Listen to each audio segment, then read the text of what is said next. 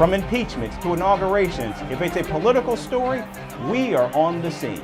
The race for the White House is heating up. We're beating Biden. How dare he say that? If it's breaking news, we're live with the latest coverage. From the White House, the State Department, and Capitol Hill, we know the issues, but above all, we know the players to bring you the latest in-depth analysis on all the key stories that we're covering. I'm Eric Ham. Join me from Washington here on Firstpost America. Hello and welcome to Firstpost America, your global pit stop for the latest news and headlines from the United States and around the world. I'm Eric Ham, coming to you live from the nation's capital in Washington, D.C. We'll get you a roundup of all the day's top stories, but first, let's take a look at the headlines. Palestinian foreign minister accuses Israel of apartheid, just as the United Nations top court weighs legal consequences of Israel's occupation. Brazil's President Lula da Silva likens the Gaza war to the Holocaust, and Israel declares him persona non grata, calling his statement a serious anti-Semitic attack. Navalny's representatives accuses the Kremlin of covering their tracks as whereabouts of his body remain unknown. Navalny's mother was blocked from entering the mortuary where his body could be kept. At least 26 people killed in tribal fighting in the northern highlands of Papua New Guinea, marking an escalation in fighting in the country's remote region of Anga province. And finally, the Eiffel Tower closes temporarily after staff go on strike, protesting the way the monument, one of the world's top tourist attractions, is being managed financially.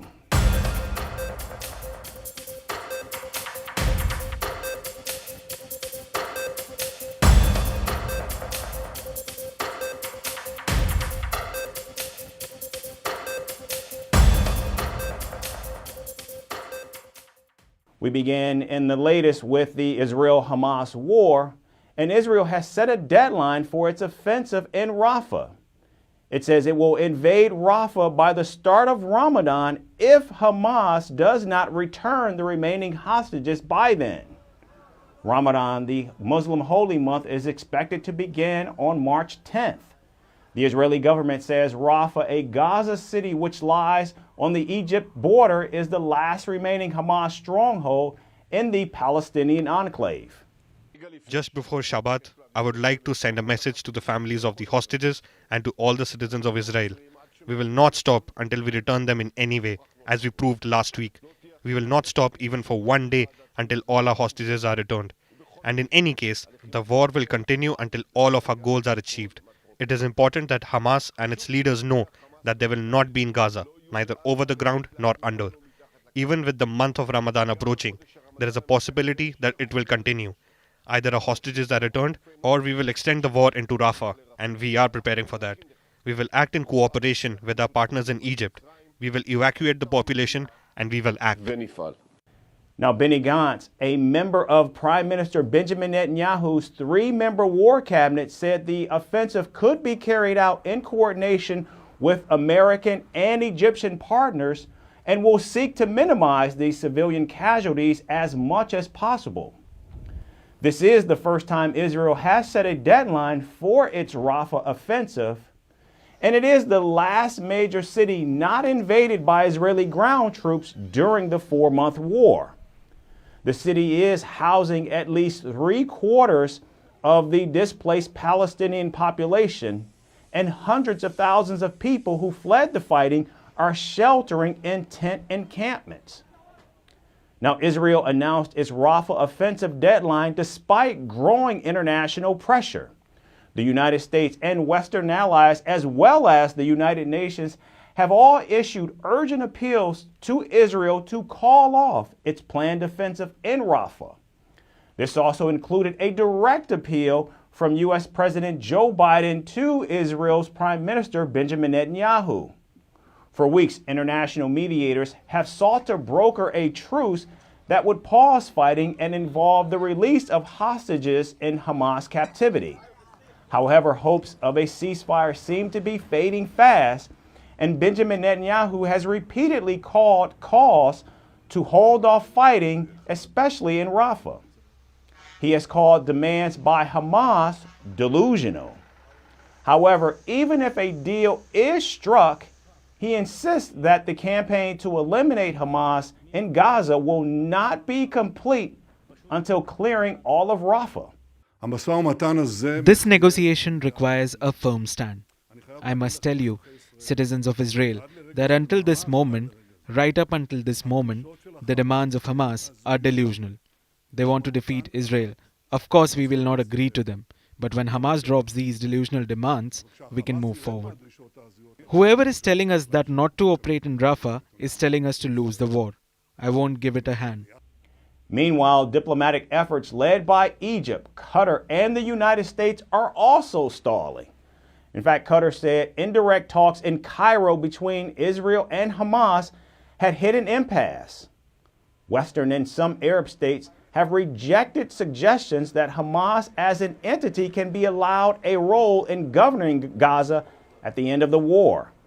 They see a revitalized Palestinian Authority take charge in Gaza once the conflict is over, unifying its administration with that in the West Bank. President Mahmoud Abbas has run the Palestinian Authority since 2005, and now speculation is rife that Hamas is reportedly willing to form a partnership with the Palestinian Authority and govern Gaza with the West Bank jointly. Now, in the latest twist, Russia has now invited Palestinian factions to meet in Moscow on February 26. If Hamas attends the Moscow talks, it would want the discussion to focus on reviving a committee of Palestinian factions as a step in rebuilding the Palestinian Liberation Organization, otherwise known as the PLO. Hamas would also want the current Palestinian Authority president, Mahmoud Abbas, to step down. Hamas has run Gaza since 2007 when it expelled the Palestinian Authority after winning elections there. Unlike the Palestinian Authority, however, Hamas does not believe in a two-state solution, as this would require a recognition of Israel.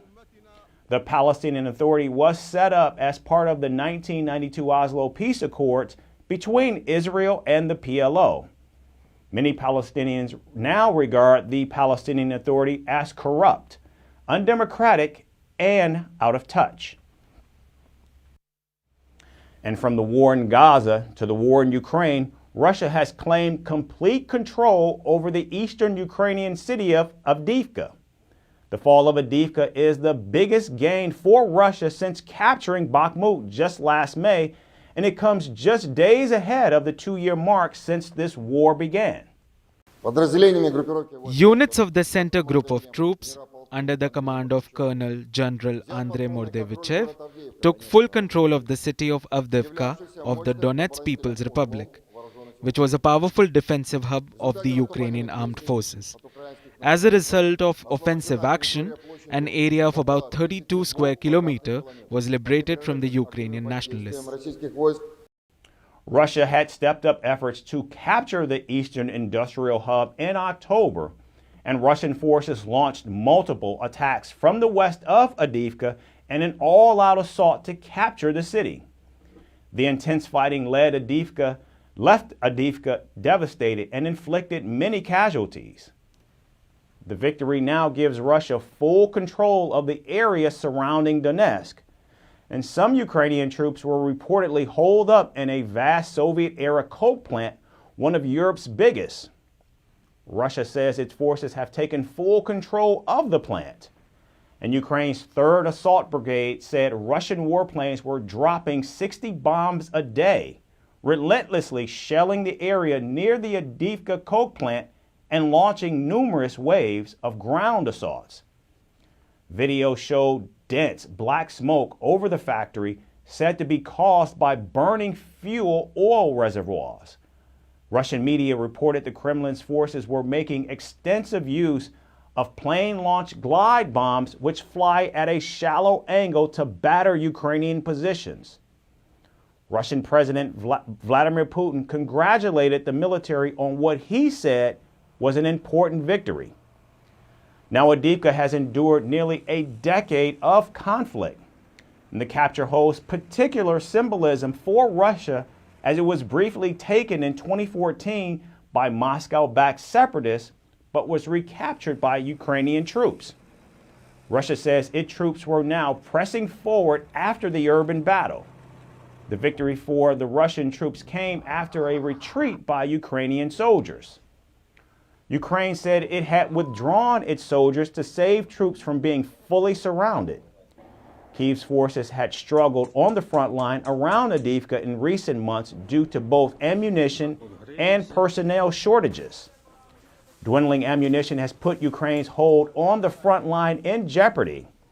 Ukrainian commanders and heads of artillery units say shortages, which have plagued the troops since the beginning of the Russian invasion, grew particularly acute last fall.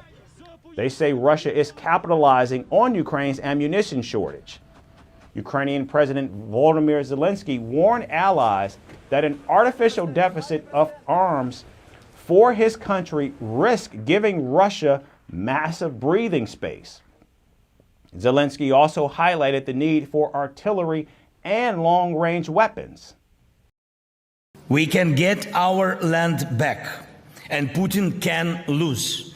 And this has already happened more than once on the battlefield. Our actions are limited only by the sufficiency and length of the range of our strengths. But what does not depend on us? And Avdiivka situation proves this exactly. Dear friends, unfortunately, keeping Ukraine in the artificial deficit of weapons, particularly in deficit of artillery and long-range capabilities, allows Putin to adapt to the current intensity of the war. The Biden administration linked the fall of Avdiivka to congressional inaction on the $60 billion in military aid to Ukraine. 1%. Speaking to the Ukrainian president over the weekend, U.S. President Joe Biden said he remained confident that U.S. funding would eventually come through. Of course, the nagging question is, when?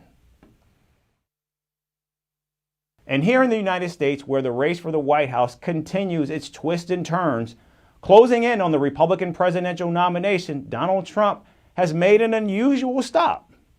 The former U.S. president has launched his own sneaker line. You know, I've wanted to do this for a long time. I have some incredible people that work with me on things, and they came up with this, and this is something I've been talking about for 12 years, 13 years, and I think it's going to be a big success. The launch of his new sneaker came just a day after his companies and himself were ordered by a judge to pay nearly $355 million in a New York civil fraud trial. He unveiled the Trump sneakers at SneakerCon in Philadelphia. Now, Trump was met with both loud cheers and boos as he presented a pair of golden sneakers with an American flag on the back and named them Never Surrender High Tops. That's the real deal. That's the real deal. And we appreciate it. We really appreciate it. More than anything else, I appreciate the turnout, because they say they've never had a turnout like this, and we're going to do things that are terrific. And, you know, it's very important.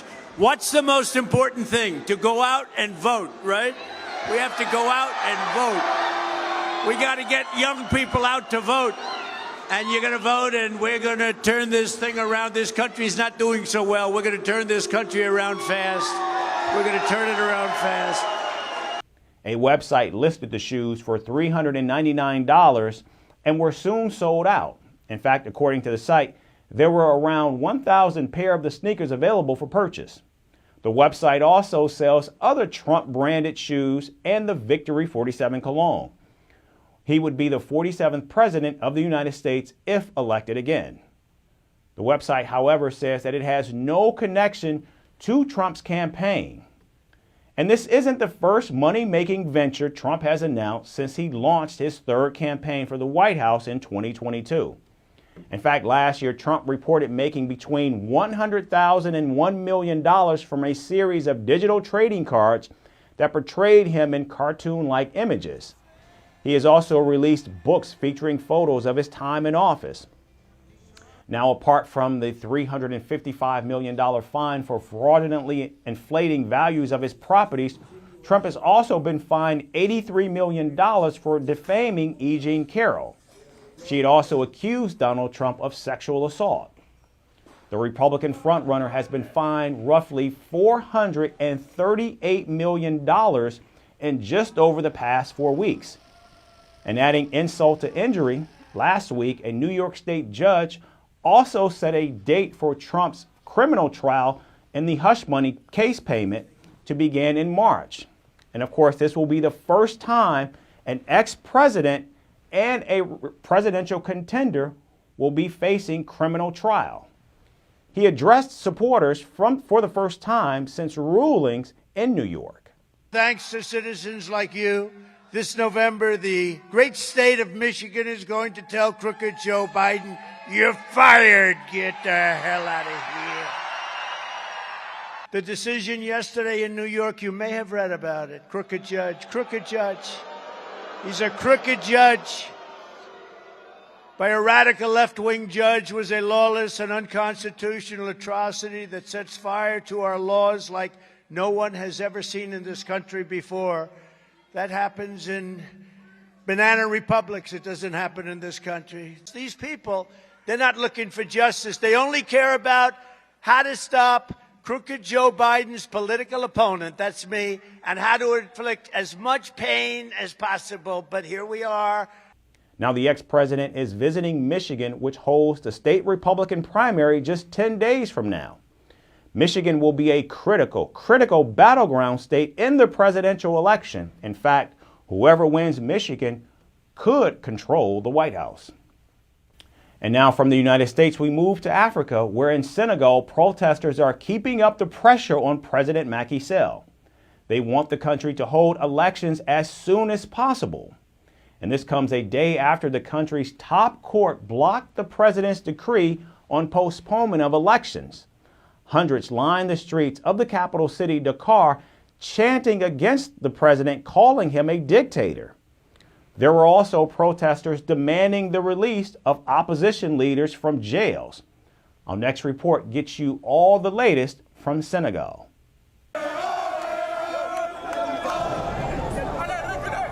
After nearly 2 weeks of political uncertainty, Senegal seems to be getting back on the path to stability. The country's top court, the Constitutional Council, blocked President Macky Sall's bid to postpone elections from the 25th of February to mid-December. The council called the president's move unconstitutional. The Senegalese president said he would fully abide by the court's decision and pledged to hold elections as soon as possible. Macky Sall has been under significant pressure to accept the ruling, and protesters across Senegal vowed to keep it on until fresh elections are announced. Hundreds of protesters marched and biked through the streets in Senegal's capital, Dakar. Calling the president a dictator, the protesters called out Macky Sall's authoritarianism.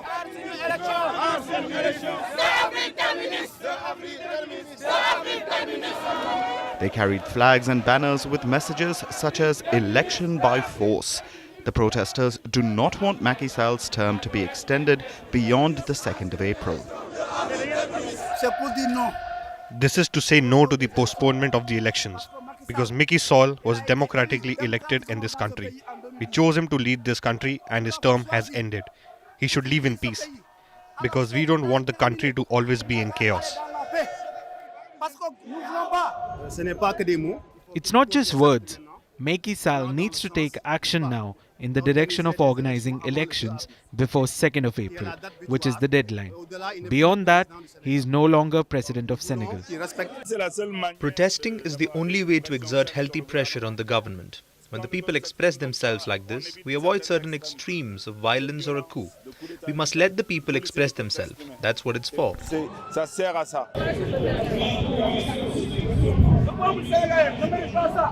Meanwhile, there were also protests demanding the release of the opposition presidential candidate Bassirou Diomaye Faye and jailed opposition PASTEF party leader Ousmane Sonko. Faye has been under preventive detention since April last year. Sonko has been in prison since July 2023 for calling for an uprising, associating with criminals linked to terrorism and harming state security. The Constitutional Court rejected Sonko's candidacy but accepted that of Faye. In West Africa, where 4 countries are currently under military rule, Senegal is seen as a stable democracy.